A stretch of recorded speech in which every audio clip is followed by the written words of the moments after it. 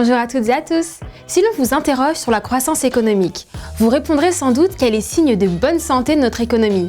Et vous préciserez surtout si cette croissance se veut soutenable et donc respectueuse des générations futures. Pourtant, vous le savez, toute croissance se heurte à des limites écologiques. Certaines ressources se raréfient et beaucoup d'activités ont un impact très négatif sur le climat ou sur la biodiversité.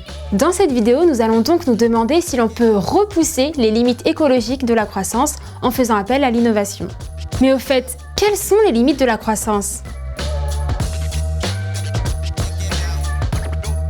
La production de richesse pose plusieurs problèmes environnementaux. Premièrement, elle utilise beaucoup de ressources naturelles. Certaines sont renouvelables, comme le bois, et d'autres sont non renouvelables, comme les minerais ou les combustibles fossiles.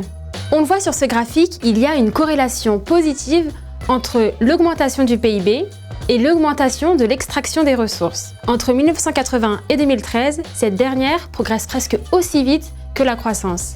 Deuxièmement, pour produire la plupart des biens et services, on consomme de l'énergie. Or, cela dégage des rejets polluants dans l'atmosphère, et en particulier des gaz à effet de serre comme le CO2, qui contribuent au réchauffement du climat. En France, les émissions de CO2 d'origine fossile ne cessent de progresser depuis les années 70. L'épidémie de Covid-19 et les confinements en 2020 les ont fait diminuer, mais elles sont reparties à la hausse ensuite. Mais alors, comment l'innovation peut permettre de repousser ces limites écologiques ?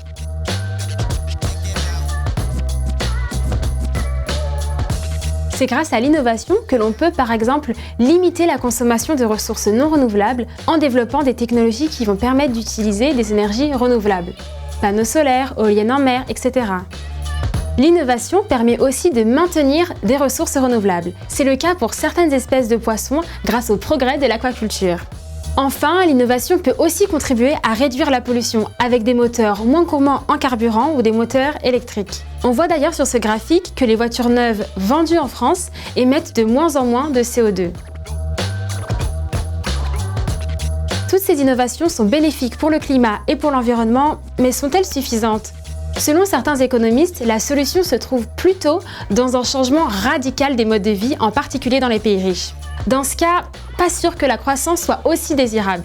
Pour continuer vos révisions, rendez-vous sur anabac.com et à très vite pour une nouvelle vidéo.